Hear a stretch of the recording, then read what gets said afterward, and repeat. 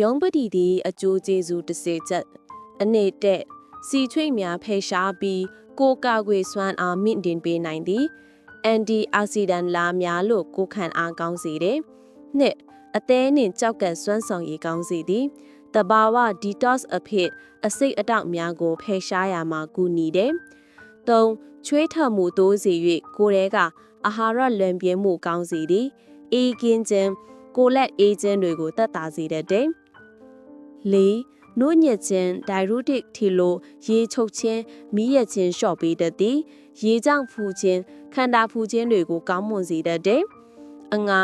အိုလန်းကြောင်းကျမ်းမာရေးကောင်းစေသည်အစာလဲပတ်မှုအတွက်ကူညီပြီးဘိုင်းအောင်တက်ကိုသက်သာစေတတ်တယ်6စီးတဲကပိုးတွေကိုတိုက်ဖြတ်ပေးနိုင်သည်စီလန်းကြောင်းတုတ်ကွေလက်ဖို့အနှဲငယ်ကာကွယ်ပေးတတ်သည်ခုံအရေးပြားကျမ်းမာရေးအတွက်ကောင်းမွန်သည်အရေးပြားရောင်ရမ်းခြင်းအင်ဖက်အနှဲငယ်တားဆီးပေးနိုင်တယ်။ရှစ်ကြွမ်းမအားနည်းခြင်းနဲ့အောင်ခြင်းကိုလျှော့ပေးတတ်သည်။အနံ့စေအခေအသုံးပြုလင်ပန်းကြီးထိုးသလိုသက်သာစေနိုင်တယ်။ကိုသွေးချိုနှုံသက်သာစေနိုင်သည်။သဘာဝအတိုင်းသွေးချိုညီနိုင်မှုအတွက်ကူညီတတ်တော်လဲဆရာဟိုညွှန်ကြားမှုလိုအပ်သည်။30အာယုံစိုက်စေပြီးစိတ်ပင်ပန်းမှုလျှော့စေတတ်သည်။ Juniper oil အနံ့ရှူလင်စိတ်ကိုတိတ်ဆိတ်စေပြီးအားပြန်တက်စေတယ်။ VI တစ်တတိပြုလာမှာ